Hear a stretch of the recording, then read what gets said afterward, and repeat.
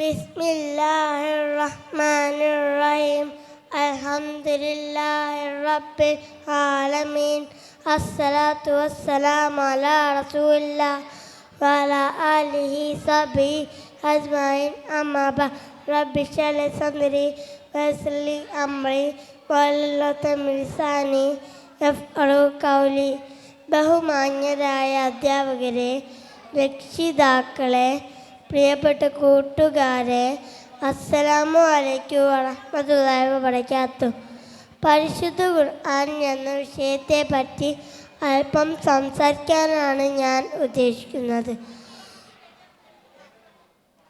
ലോകരക്ഷിതാവായ അല്ലാഹു മനുഷ്യർക്ക് വേണ്ടി ഇറക്കിയ ഗ്രന്ഥമാണ് പരിശുദ്ധ ഖുർആൻ.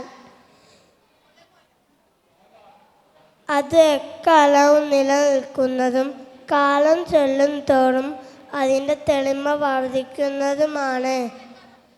എങ്ങനെയാണ് ഒരു ഗ്രന്ഥം ഇത്രയും അത്ഭുതമാവുക? ഭൂമിയിലെ സകല കാര്യങ്ങളെ പറ്റിയും ഖുർആനിൽ പ്രതിപാദിക്കുന്നുണ്ട്.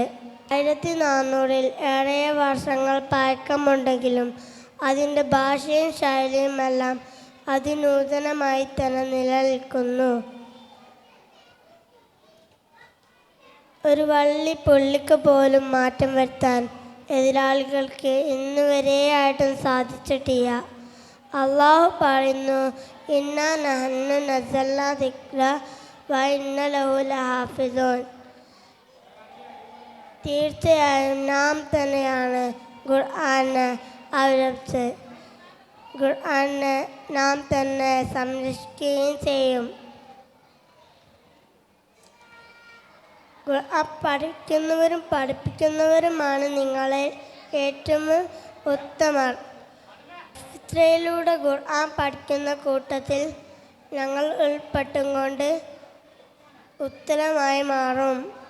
പരലോകത്ത് വെച്ച് ഖുർആൻ അനുകൂലമായി സാക്ഷി പറയുന്ന കൂട്ടത്തിൽ അള്ളാഹു ഞങ്ങളെ ഉൾപ്പെടുത്തട്ടെ.